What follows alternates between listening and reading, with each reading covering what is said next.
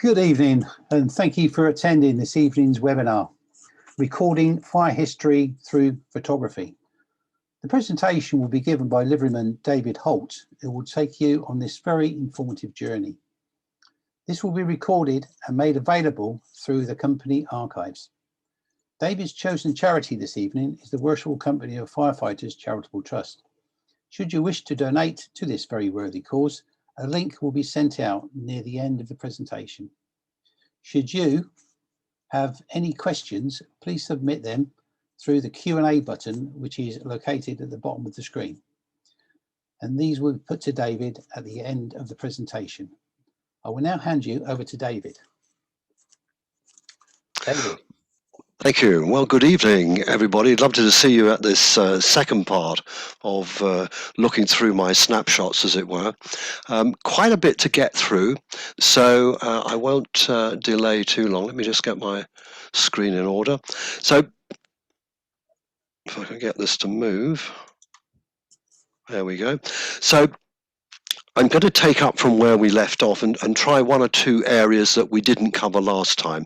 As usual, when I finished last time, I said a lot had been left out and a lot's been left out again because we just need to get together sometime if you want to come and have a look at the collection all together.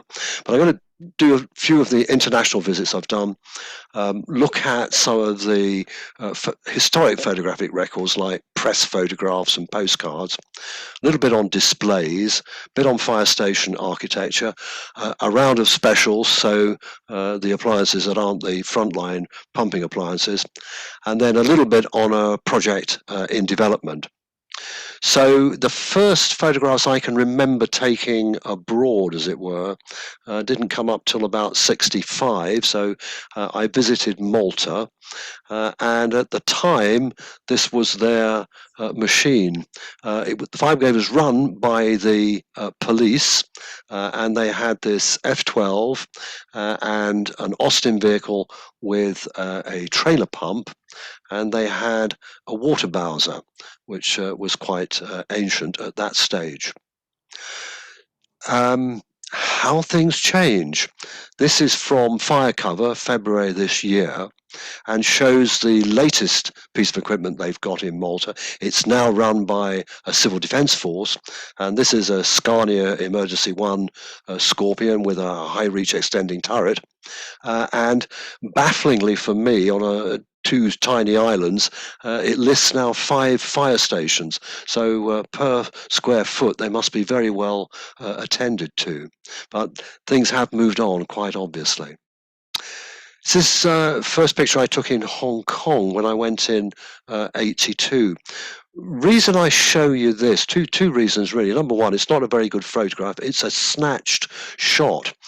And the reason that one did the odd snatch shot at this time was because imagine you land in somewhere, there's no internet, and so it really is quite difficult to know where fire stations are and what you're going to encounter. Today when I land, I've got access to every fire station on a map, picture of the fire station, picture of the equipment. But here we're seeing at this time towards the end of the UK built appliances.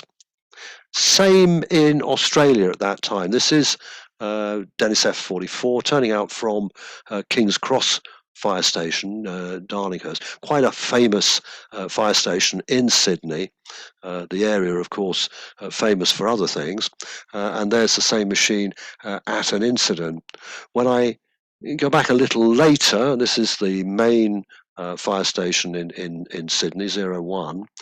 In 07, we've got more international appliances here, 37.5 metre Bronto Skylift. And interesting to see the fire station at the back here, the original, which was turn of the century. And as we'll see in other slides, a lot of the city centre fire stations no longer able to cope with the appliances that were in use. So nothing turning out from down there, everything turning out from this glass-fronted structure here. And most of the pumping appliances, actually this Australian manufactured Varley Commander pumper. This was a bit of a ridiculous incident. I was stood round the corner here photographing the front of Central Fire Station. This guy ran into the traffic light, and that elicited this response. Back in Hong Kong, a little later, these were the appliances that were on many of the stations as one of the frontline appliances, a Dennis Simon Snorkel HP. And that was running from the 80s into 09. So Hong Kong was early into the extended reach aerials.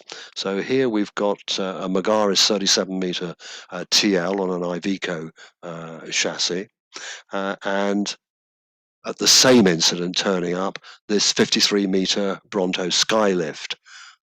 By no means in the Far East now the highest of the reach appliances that are around, but at that time really quite a lot. This was an incident I managed to pick up because it was an AFA in the hotel I was staying in, and that's been a good source of seeing quite a few appliances. This one on an SC local chassis. And then a little later, these appliances took over on the frontline stations with hydraulic platforms, so a Scania 16-meter Magirus Snorkel HP. We're used to seeing in Hong Kong the big stations with all the big equipment. This is their smallest station. This is at Victoria Peak, so if you know the area, it's the one where you go up on the railway to the wonderful lookout. And as you can see, quite a lot of accommodation around there. And this is something like 1,800 feet up. So it would take a little while for the machines from below, at the bottom of the hill, to chug up to the top. So what it has is a light pump and a light rescue tender in this small fire station. This is one of, I suppose, the world-famous fire stations built turn of the last century, Singapore, so it's the central station. And again, it's here, but it's outlasted its value in terms of getting machines out. Absolutely nothing coming out of these gates here. At this end, it's mostly motorcycles which they've got as fast response, and they have a thing like a little mini moke with a crew of 4 which shoots out and carries some small firefighting equipment. But most of the business now is round the back here. This is a picture in 03 of already a 20-year-old Dennis RS 133 going back into the station. That ran for at least another 5 years after that. I do see some odd ones. This is Manila in the Philippines. I had to move, well, there's one of the bikes, or ask to be moved, a lot of equipment in front of this HP here. And we have a small pump because there are a lot of small roads around this fire station on the edge of Manila. This one, I'm not quite sure how they turn out. It's got a bicycle in front, and as you can see, you need to take the washing off the line before it could actually turn out. But it did have quite a decent rescue tender. This in Delhi, a Tata Ambala machine. The ALP, unfortunately, was not on the run, so I couldn't see that. Friendly crew. This is not fire gear, but the fire gear, I think, was just overalls and fairly basic helmets. And it's a bit battered, considering we are just a little way out of the center of the capital city. Sao Paulo in Brazil, a couple of Pierce machines here. I got a lot of strange looks when I went working and lecturing in foreign parts, because the first question I'd ask is, where's the fire station? So that got a few looks. This guy here is my driver, and when he came to pick me up to take me out for the afternoon, he said, where would you like to go? And I said, the Central Fire Station. And he didn't know where it was. So we drove around Sao Paulo for a while till I saw a tower sticking up that said Bomberos. And I said, it's over there. He was very useful because I had to get past a man with a rifle to get into the station, and I was overlooked by this officer here seeing what I was doing. But we got a Pierce machine here, a ladder, and then this quite decent pumper. When I went back another time, I went to the capital, Brasilia, and it's always pays to wake up early. I'm in a hotel over here when this RTC took place, and got a response from this Scania Ituri, local manufactured rescue pump, and a rather nice looking Pierce pump. So they obviously kept the best stuff for the capital city. Dubai, if you know that area. So I woke up one morning to find a 27-story building ablaze at the top, under construction. If you know the area, that's the Burj Khalifa going up, and this is what turned up. I don't think the ALP was ever going to do very much. I never really found out very much about that one. These are two Rosenbauer pumpers, quite hefty machines, about as hefty as the police officer here. They were quite officious. Most of them carried long sticks, and if you got in the way, they hit you with them, which I suppose saves on putting the tape out.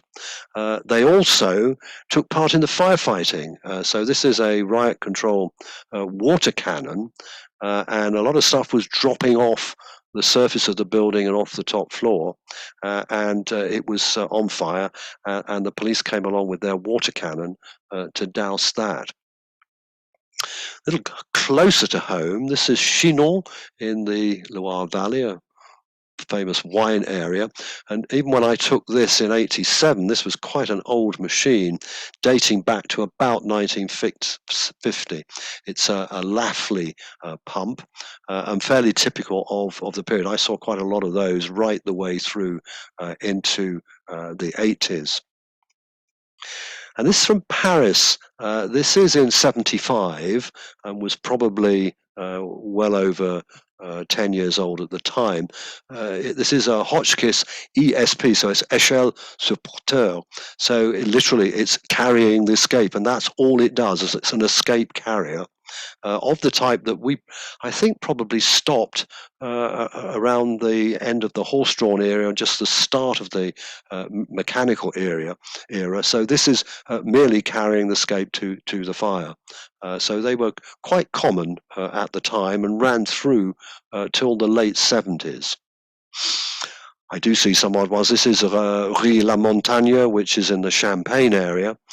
This is a retained appliance which had turned up to support this medic incident.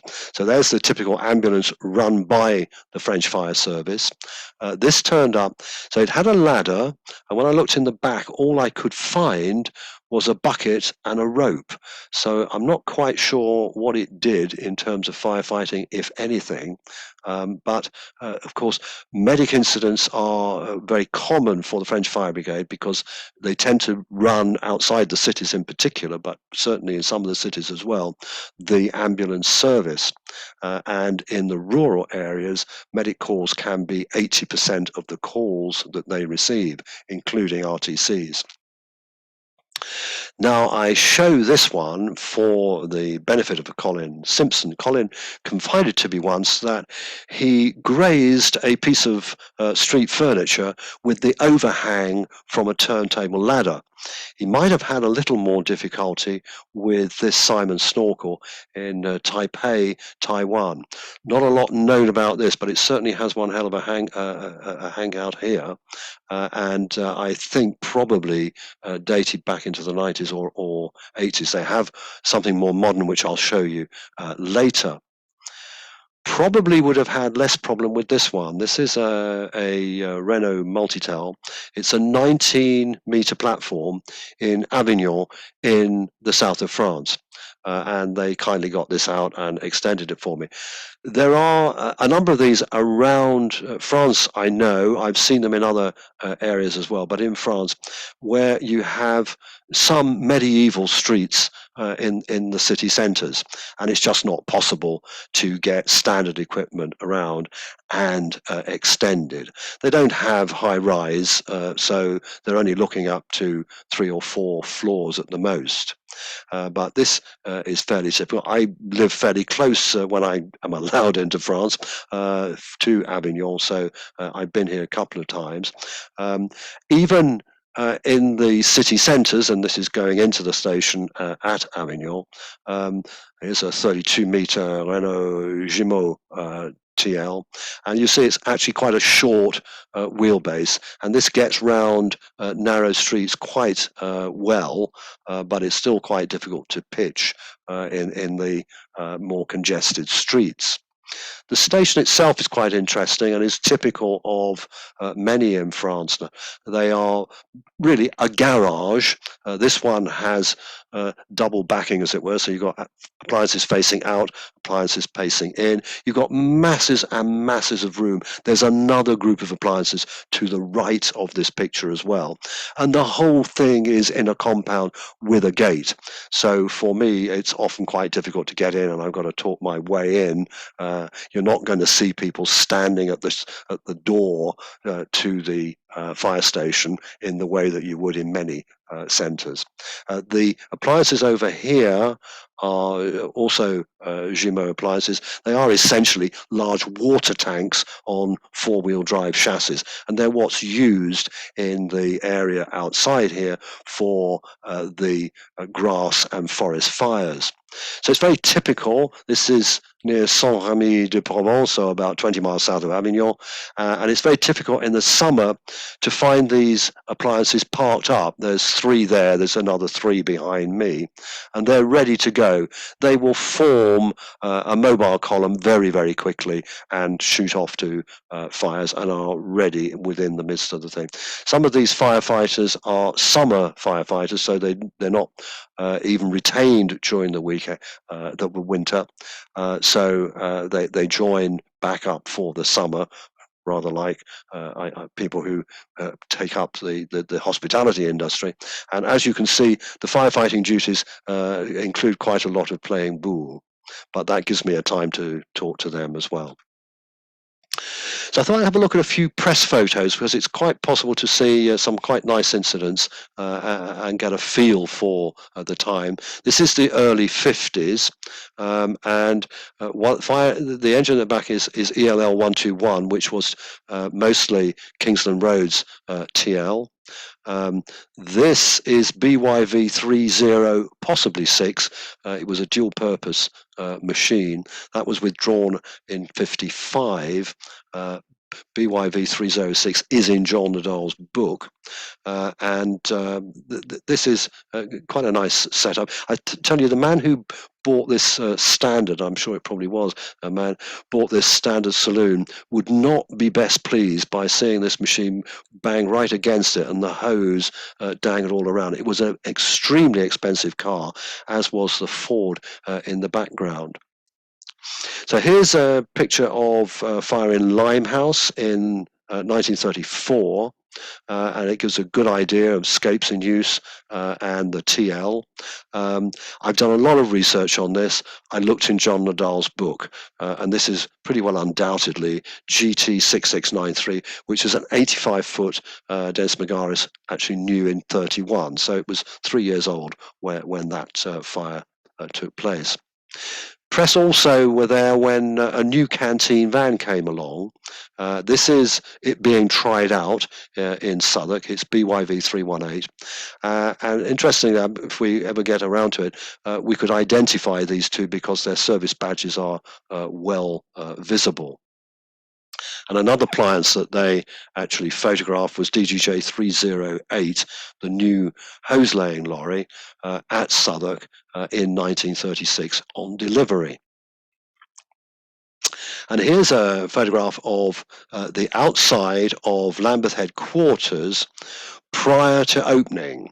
So these appliances were taken from Southwark down to Lambeth to fit them in the bays, and then a press photo was taken. So it's the canteen van you've just seen. This is BYV 323 turntable ladder, and the breakdown lorry is in the background as well there.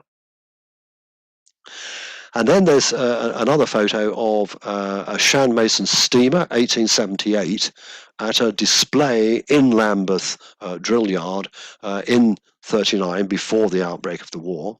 I think the thing about these press photos is they were probably all taken on plate cameras, so definition is really good.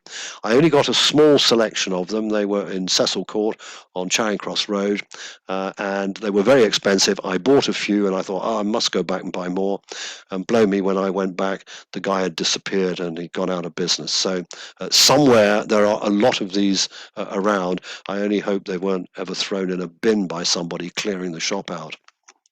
And there is the same machine in 1967 for another display in Lambeth. This is round by the back, I think, of the old workshops, and they're getting ready for the display. And there it is at the display, together with a manual engine and another steam engine. And if, when you get to the recording of this, if you want to go back and have a look, I'd be delighted if anybody can put names to these faces. It's May 67, so there'll be some of our members, I'm sure, who will know a little bit about these people, and it would be quite nice to put those names down. So here's another display. This is in 65 and is in the drill yard again. You're looking here at the drill you love, hook ladders, and they're a little closer view of that. That was quite a normal one to see. Here, the wall of water, and we've got the control unit, which was the half cab bus, and Lambeth's Dennis emergency tender. And here, ready for turntable ladder drill, the one where they all came together at the top and the flag was broken. You may remember that. And I suspect what we have here are all the 1964 intake of AAC Merryweather. So 3 this side, 3 that side. I point out that the one in the middle is 240 FLM, which started life at New Cross, and then in 69, I think, went to Wandsworth. And I know some of the company are involved with this. I think Pastmaster Cowland is involved with this. It has its own website. It's in preservation, and it seems to be doing very well. We're also associated with a display which has taken place the last couple of years at Surrey, at Reigate headquarters. And this uses an 1899 22-man Shan Mason manual that was built for the Metropolitan Fire Brigade. This is it in 19. We didn't have a display in 20, and I doubt if we'll have one in 21. From recollection, I think this was originally owned by Pastmaster Hode. It's now part of the Massey Shore Historic Firefighting Demonstration Team.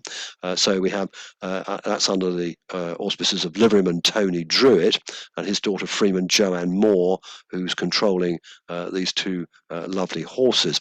So they bring this along to the display, and they have other displays as well, and it's really a great advert for the company. A number of people are dragooned into operating it, and it throws a surprisingly good jet, I think. And there is a commentary by Pastmaster Hode in suitable dress. The other appliance in particular that we see at this is one AMX, ex-Middlesex, and I think possibly 1 or 2 of you ex-Middlesex people will know it. It served at Staines. It's a 1954 Dennis F12. It's parked here in one of the bays by the tower at Reigate. Rear view here, I think it actually was the AFS bays at Reigate. And so if this will work, I'll see if we can get it to play.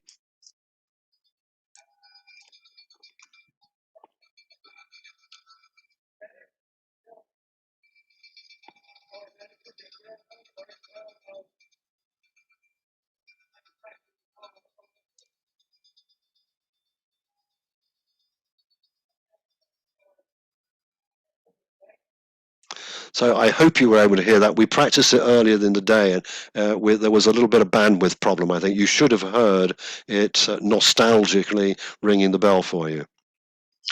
So let's have a little bit about fire stations, because lots of changes, especially in city centres, as needs have altered, as with the one we saw in Sydney, and also operational areas have changed, so that it's not necessarily the place that one wants them. But here's one of the most famous in the country. This is the central station in Manchester.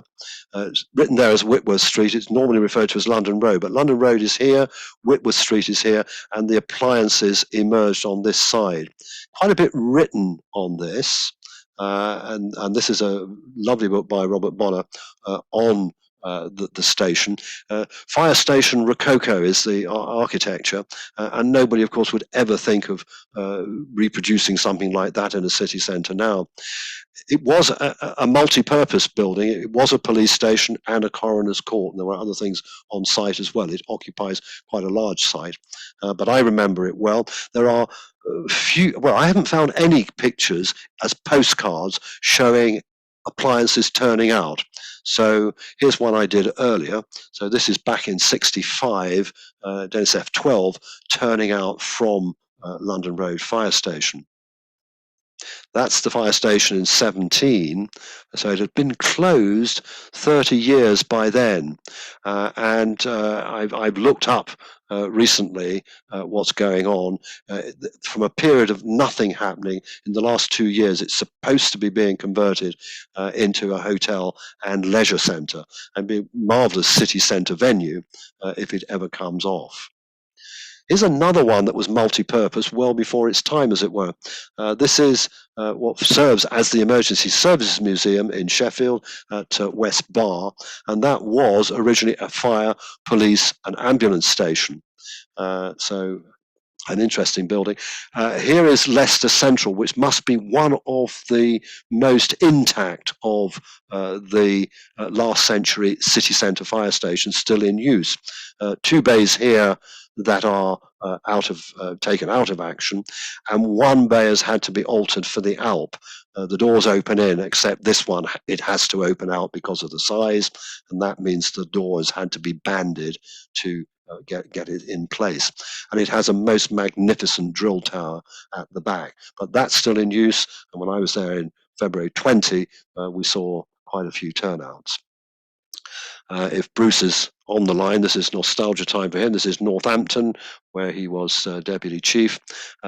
Looking a little the worse for wear, I would say, but at least it is intact and in use. Here, Brighton Preston Circus, with its original wooden doors. This is in 2003. I remember this station when it seemed to me every bay was full when it was a county borough brigade. And here another of the famous ones. This is Bethel Street in Norwich when it was in use. It's now a sixth form college. This was 05. It closed in 11. This had original wooden doors along here.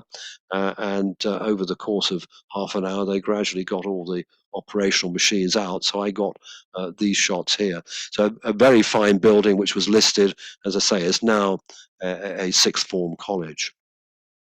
And we mustn't forget London, must we? So here is Southwark with its original part and added on bit. And here, the bit that says Metropolitan Fire Brigade over the gates. I don't have anything inside that, so I'm taking this picture from the Owen Rowland collection in 1970 with the pump and the pump escape ready to go in Southwark.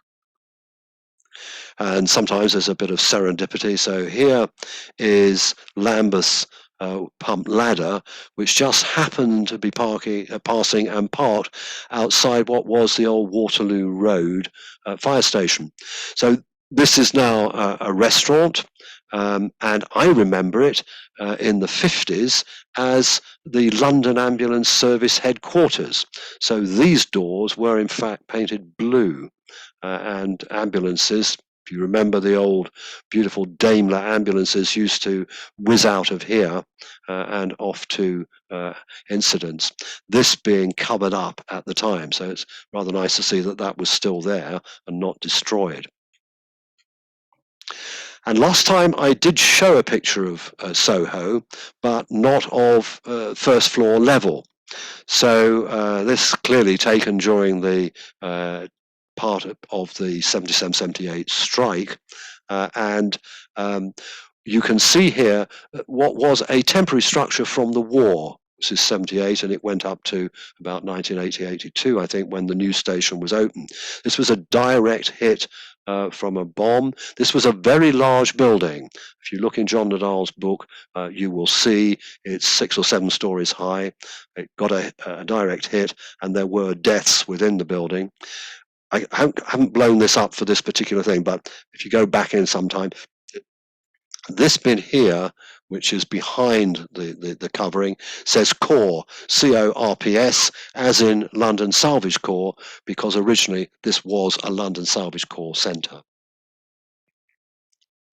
And then bring it up to date a little more. So that's in 05, and I point out because it's got the 1988 Dennis Kameva ladders, which I think from memory was the one that got written off. And then right up to date, showing a Mark II, a Mark III, and the turntable ladders that are just about to be withdrawn more later. And then looking at Manchester Square, which now, of course, has closed. Here's a postcard showing that with the light here, which is a red lantern with fire written on it. This is, of course, now a restaurant, the Chiltern Firehouse. And I know that many in the company have served here and seem to speak of it very fondly. It seems to be called the Square all the time, as if it's some sort of gentleman's club. You obviously had a jolly nice time there. Here it is in 03, still in use, and there is that rather nice lantern on the top. And another famous London station, of course, Dockhead. This is the original one. And of course, it's famous, by the way, of course, because it was the setting for the first series of London's Burning. For the enthusiasts, this is 2014, for the enthusiasts, the incongruous or the unusual is what you're looking for. So here we have it containing a turntable ladder. It always had a turntable ladder during my childhood and adolescence. This is not the turntable ladder from Dockhead. This, in fact, is Old Kent Road's turntable ladder, which was there for about 9 months whilst the earlier station was demolished and replaced by one of the PFI stations. Note above, LCC Dockhead FBS, that was there right until the station was knocked down, and those gold letters have been taken inside the new station and put on a plaque. What they did do was they seem to have lost the full stops for the FBS. So there is Dockhead's turntable ladder 242 FLM in 1976. Just a glimpse of it, I know, but also this 4x4 emergency pump well after the AFS was disbanded, but this was 1976, the hot summer when there were quite a lot of fires, and some of these were brought out of storage. And there really is 242 FLM. This again is from the collection that we have and in Rowland. And this was a 6-pump fire on Dockhead's ground in January 75. And that's the new PFI station. So I'm going to try another bit of film. This doesn't have sound at all. So this is just to highlight what is available online. So this, if you go into YouTube and you put a classroom film or put in Dockhead video, this will come up. And if I can get it going. Yes, I can. So we start off, I've cut this down just to show you a little bit about it. So there at the front, LCC, Dockhead, FBS, and somebody arriving. There's a drill sequence, but this is a turnout. So they're responding. You will notice this is 1947. They are in NFS uniform. They have steel helmets. All three appliances, pump, pump escape, and turntable ladder, are open machines. The pump is GC7308, a 1930 Dennis, which I think is in John Nadal's book. The TL is GLW415. I cannot get anything on that, but it's one of the 1941-42 government issue, I think. Nice policeman comes out and stops the traffic for them. I cannot get the registration for the pump escape at all. They go off towards Tower Bridge. You see the tram lines down there as well. They turn at Tower Bridge Road, come back round the back, and then turn into the yard of Dockhead to put out a fire. So it's all very faux, but it's one of the things that one can pick up quite easily. Here's another fire station that I know several of our members were at, Pastmaster Cowland and Pastmaster Coffee. So here it is in use when it was a one pump station rather than two pump station in 04, now closed. A rather sort of arts and craft building, really beautiful building. And now we go sort of from one extreme to the other. So if you can think back to the central station in Manchester, fire station Baroque, this is Salford's in Surrey. It's an industrial unit and is a full-time fire station, has no drill facilities at all. This is one of the new Rosenbauers, and because this machine is stationed very close to Gatwick, it has one with a deck-mounted monitor on. So one extreme to the other for you. Have a look at a couple of postcards, because this is in Orpington, so roundabout in Orpington. I've been collecting postcards since the late 50s. This is the only postcard I've found in which there is a fire engine that just happens to be passing. It's certainly this one, GKO 208, a 1939 Leyland pump escape. That's an NFS Fordson there. This was a fire station in Orpington High Street, which was two shops knocked together. I remember it very well. It was closed in 58, and this was the next station, Kent Fire Brigade, new batch of stations. I took this in about 1960. It was a one pump station. It was knocked down, and this PFI station went up, and this is that in 17, and it was upgraded to a two pump station. Other postcards which worth looking out for. So here's a very similar view to the one that I showed you. This is a set of 12 postcards on the London Fire Brigade. And you notice they faux this because they've actually made this dark lettering. It never was dark lettering, but it shows the lineup on the front there. This is the opening in July 37, and here again we have a display with firefighters using hooks. They're not very good quality because they're printed postcards rather than photographic postcards, but they are terribly difficult to get. Here's an interesting one that gets overlooked by postcard collectors because they don't know what they're looking at. This is Tankerton outside Whitstable in Kent. This is a block of flats, and during the war, two bay fire station was made at the end of this building. These are two NFS pumps, I would think early 50s, outside. And if you don't know what you're looking for, you just don't think that it's anything particular, but I found that one. Here is Tenterden in Kent, which has this minute fire station door here. This was built for a steam horse-drawn steam engine, and really was pushed for anything in the modern era. It had a cut down carrier gamecock where the ladders had to be lowered and the bells had to be lowered for it to get back into the station. I have found 2 other postcards which I didn't buy because of poor condition, but there is the fire station with an NFS Austin tow vehicle with a trailer pump, and that would be late 40s, early 50s. That's looking the other way. I suspect on the same day, because I think that's the same Dennis Falcon bus, but there is the Austin towing vehicle. So if you look around, you can sometimes find odd bits with fire appliances in them. I know some of our members have been London Salvage Corps members. 2 views of Salvage Corps Tender 4, 1964, Thames Trader Woodson Lambert at incidents, one in SC9, one in E13. Brings me on to specials, really. So here's a control unit, East Sussex at Lewes, a 1978 Bedford Anglo. This was one of several appliances destroyed in Marley Farm incident, the one where all the fireworks blew up that had been stored on Marley Farm properties when they shouldn't, in 2006, and landed East Sussex Fire Brigade with a bill in excess of £2 million. I took this in 2002, as you can see. Here's a London fire appliance which I never saw. And so this again is drawn from the Owen Rowland collection. So it's a 1972 Bedford CF8CB Angus first strike appliance. FS1 is the markings on it. I don't think there was ever an FS2 or FS3.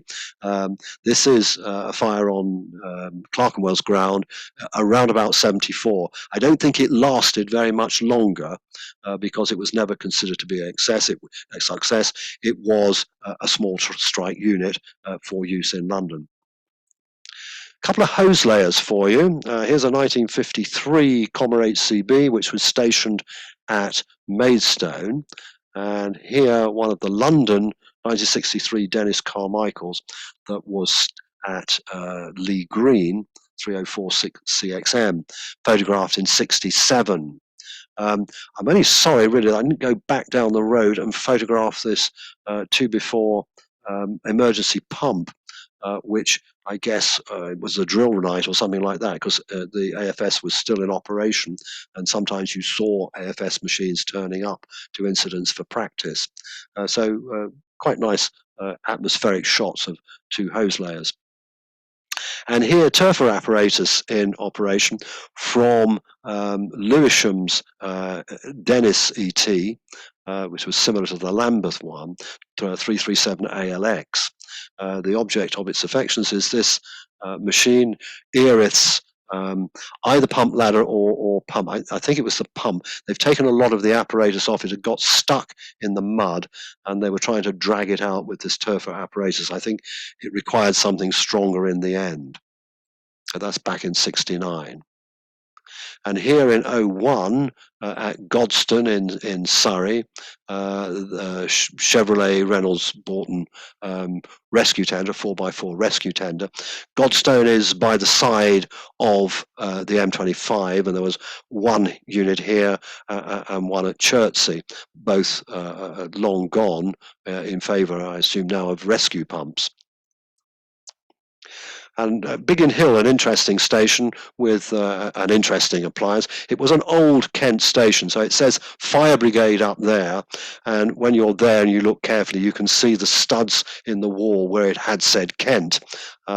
So this station is possibly going to be extended into a 3rd bay, because that bay is far too narrow for its Mark III pump ladder. But it is the home of the only off-roader that London have, if they still have it. It was due to be replaced with something else this year. It started life in 2003 as an airport-related appliance, and in 2006 was converted to take less foam and water and more firefighting equipment, and goes out as a jump crude appliance with the pump ladder. It's unusual in that it only says fire and rescue. It doesn't say, well, unusually it says fire and rescue on a London appliance. It hasn't got the London insignia, and it was replated by Babcock with this Q registration in 2006. So that was taken in 2017. The station is interesting also because the weather vane has this rather delightful piece up here with a firefighter and branch. Must mention Massey Shore, especially after David's lovely talk on fire boats. I had the honour of being on Massey Shore, so I'm on the front here. We're going upriver on the day that the Queen had been on the throne longer than any other reigning monarch. So we're behind Fire Dart and Haven Gore further up there, and as a courtesy, the bridge was raised, although of course we could all crept under it quite easily. As we go along, I'll show you this. The problem with being on the Massey Shore is you can't photograph the Massey Shore. So this actually comes from the Times newspaper the day after, showing that shot. So I'm somewhere about there on the Massey Shore. That was the current lifeboat, RNLI lifeboat, and this is Fire Dart going through, spraying its jets. It did its party trick as we were going upriver, which, as you probably know, it's got two water jets to drive it, and if you put one in opposition to the other, you can turn it on its own length, which is quite impressive for maneuverability. It can then spray two jets at the same time and whoop its siren. So that's its party trick. And coming back downriver, that is, of course, Liveryman David Rogers, Wellington in the background. And this is the original monitor that went through all through the 30s, through the war, until the boat was withdrawn in the 60s. We, as a company, did have a visit to the fireboat. This one is Fire Flash, the sister one, almost the same specifications. As you know, it's a twin-engine, basically, landing craft, and we went downriver towards Wapping, up onto the foreshore, and lowered this landing craft front. They use this so they can get onto the foreshore, pick up bodies, pick up debris, and there we have Past Master Frank David on the boat. And just to bring it entirely up to date, that's the pontoon with the two boats taken last month. The pontoon will be going, as far as I know, about August. The two boats will be replaced by others. So I'm hoping that as one of my projects to get that documented with the London Fire Brigade. A few aerials for you, because I know you like aerials. So here is Margate turntable ladder in 1970. I showed you one of the comma-mounted Hayden Magirus ladders last time. This is on a Bedford chassis, and it's one of the hydraulics also, as you can see from the turret, the filled-in turret, and a rather handsome ladder, I think, then move on to another nostalgia piece for Graham Maltby. This is at Medway, and shows a Dennis 45 F45 Simon SS50 platform, and in the background a F43 water tender ladder from the same period. So these are registered about 70, 69, 70. And if you wait long enough, they bring them to you. This is around about 350 yards from my house, so I turn out into this road and I see the Surrey ALP, the 42-meter ALP, with its pump, its service pump. On this particular day, it was a spare that they were running, and the The trouble here was, can you believe, with a 42-meter Alp, a chimney fire, but with a difference. They put the chimney fire out, but the camera showed that there was something hot in the stack, and they really didn't want to put ladders across this rather unsafe-looking and narrow roof. So up came the Alp. I hesitate to think what Mike Cotton will think about the placing of the near side jack, which is on the grass, although I must say the placing of the offside jacks on the road is probably no better, because the road is not at all stable.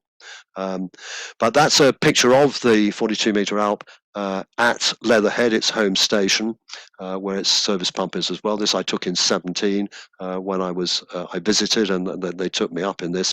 This is at the time the tallest aerial in the country, jointly at that time with Heathrow, which also had a 42-meter Alp.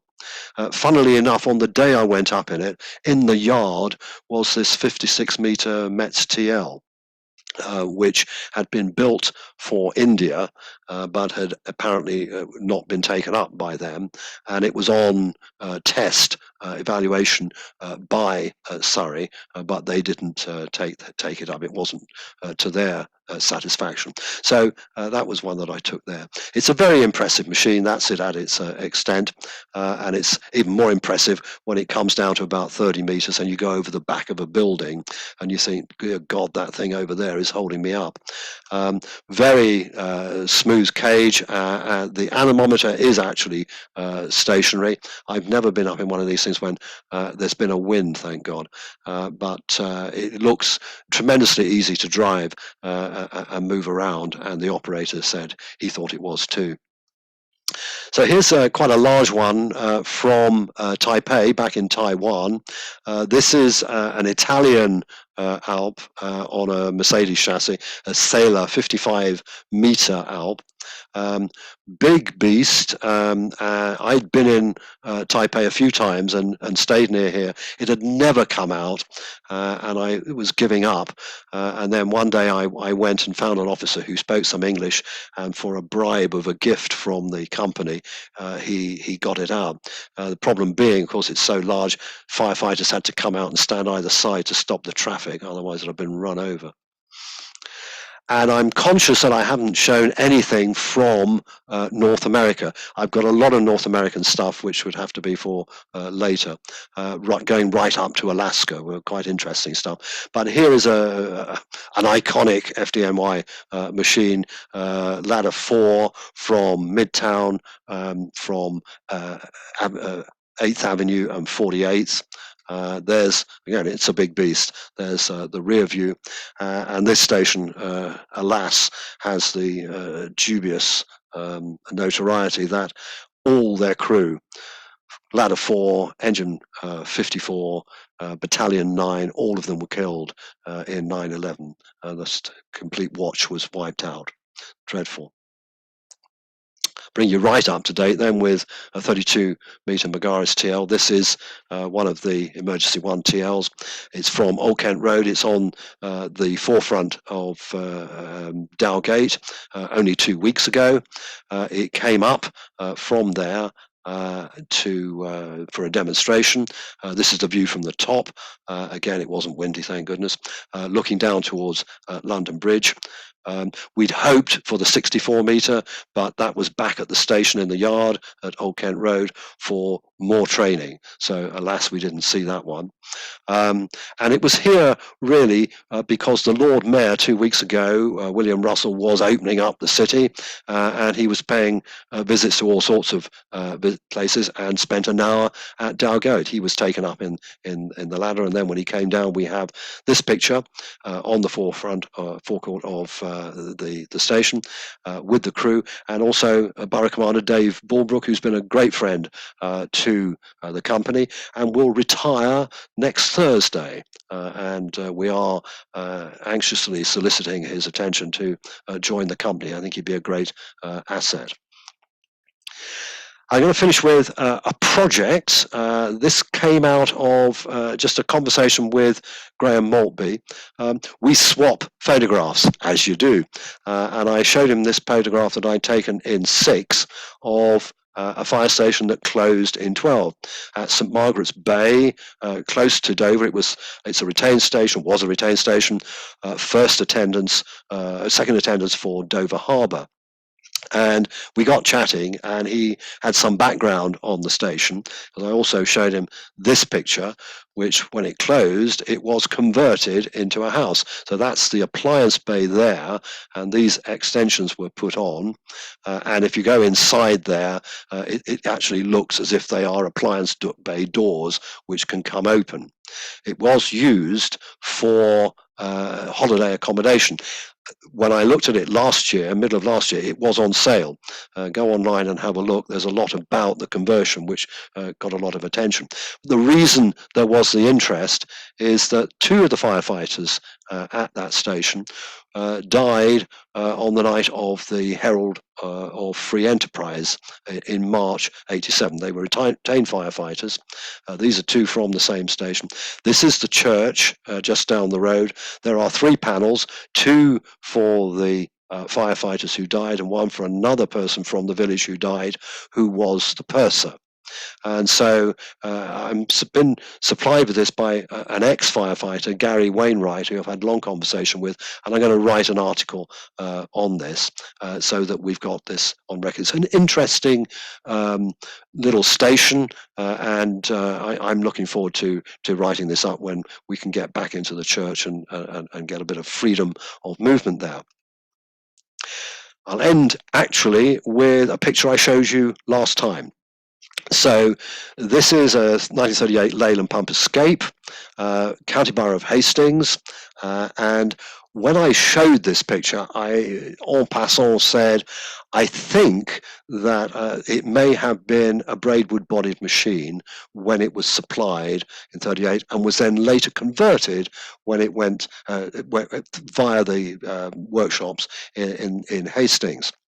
And very kindly, John Meekins sent me a photograph afterwards showing that that was exactly so. There is BDY 508, so that's the pump escape in its original form, and you can see the actual shape of the machine I've just shown you.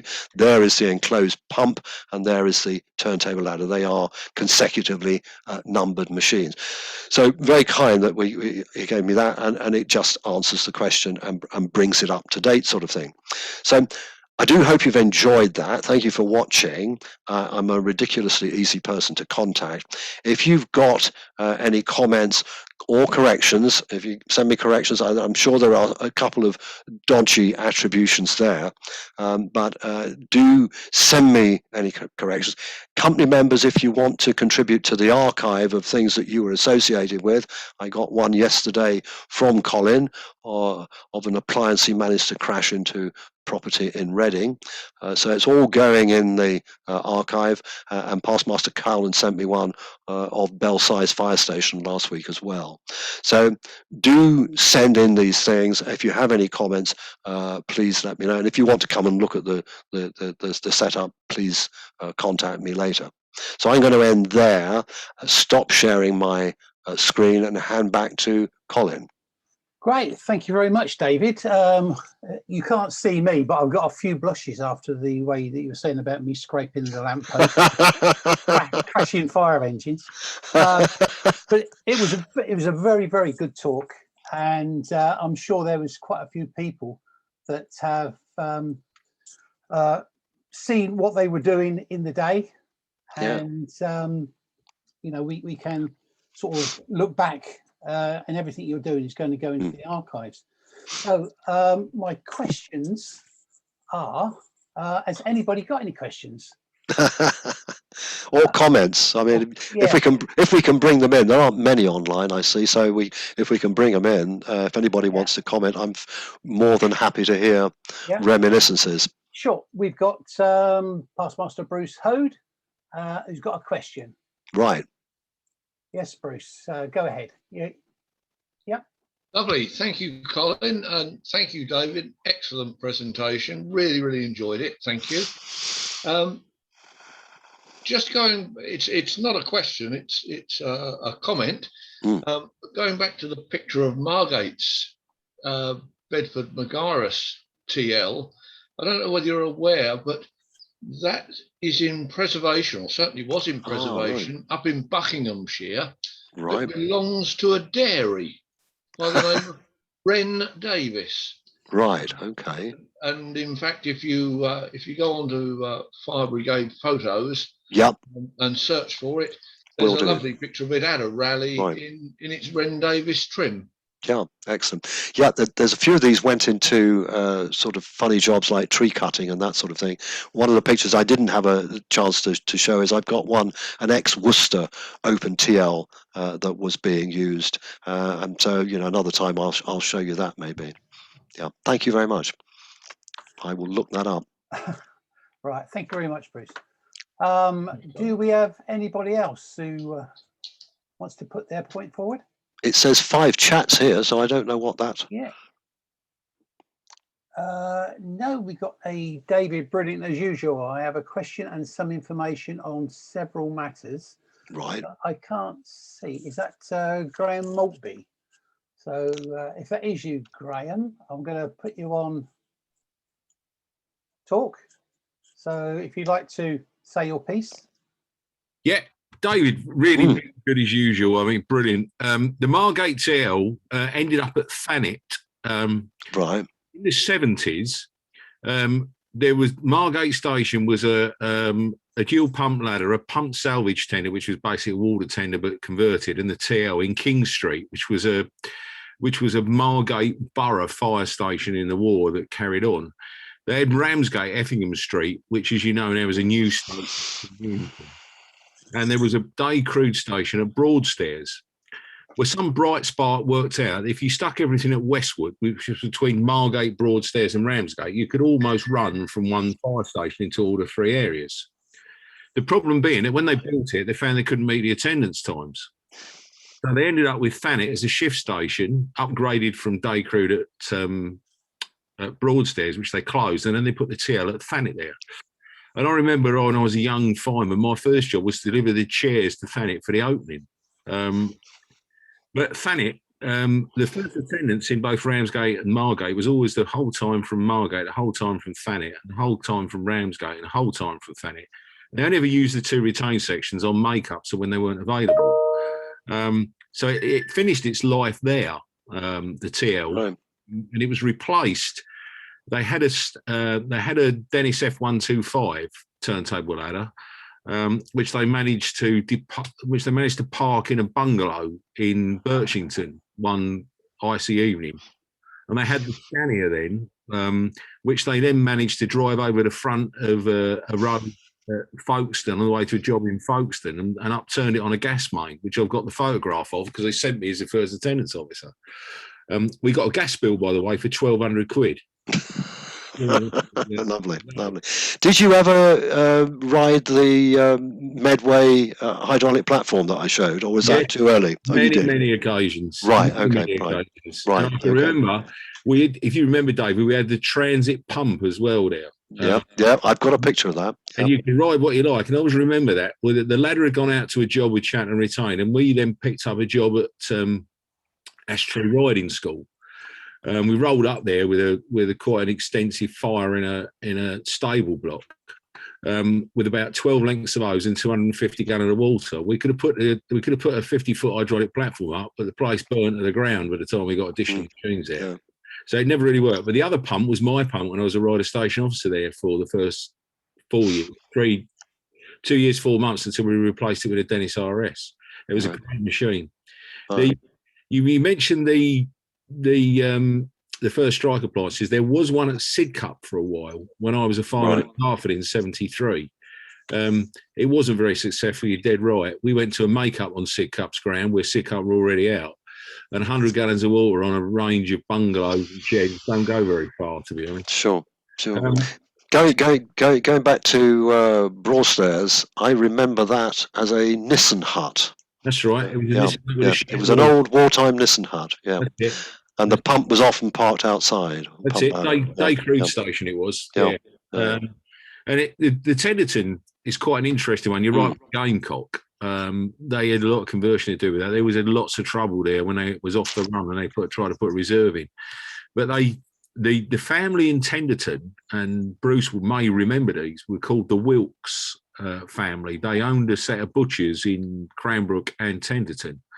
In fact, Ted Bunch, who was the retained sub-officer for many years at Cranbrook, was the manager of the Cranbrook shop. What they did, and there was an agreement that was under the table in Kent that Ivan Wilkes, who was the sub-officer, owned the butchers and also a place in Florida. When he retired, his son would naturally migrate to the sub-officer's post, and his other son as the leading fireman, which they gave them the ground where the current fire station is at Tenderton, right next door to the Wilkes Butcher's shop. I know that. Yeah, I know that shop. Yeah.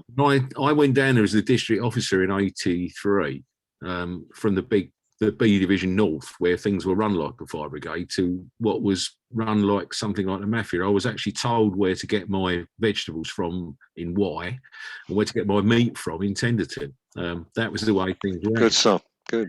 I remember delivering 3 links of 45mm hose that had been repaired to be told they're not suitable for here. Go and get us 3 links of new one. Well, you can only go that way down, but that's the way it ran. So, yeah, interesting times. Thank you. And I can give you a lot more brief on those when we go offline together again. Thank you very much. Yeah, thank you very much, Graham. Swinging the lamps there, I think. Anybody else got any questions before we close down for the evening? No hands up, no questions. Okay, well, thank you very much for your attendance, everybody.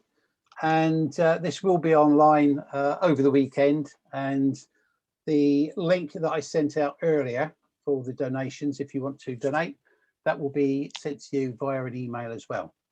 So we've got to look forward then for part 3 of these appliances for the North American. Certainly North America. Yeah. Okay. So without further ado, then I'd like to say thank you again very much for your time.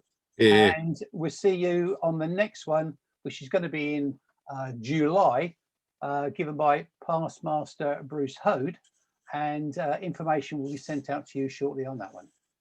Great. Thank you. Thanks very much, Colin. Thank you very much. Bye-bye. Bye-bye.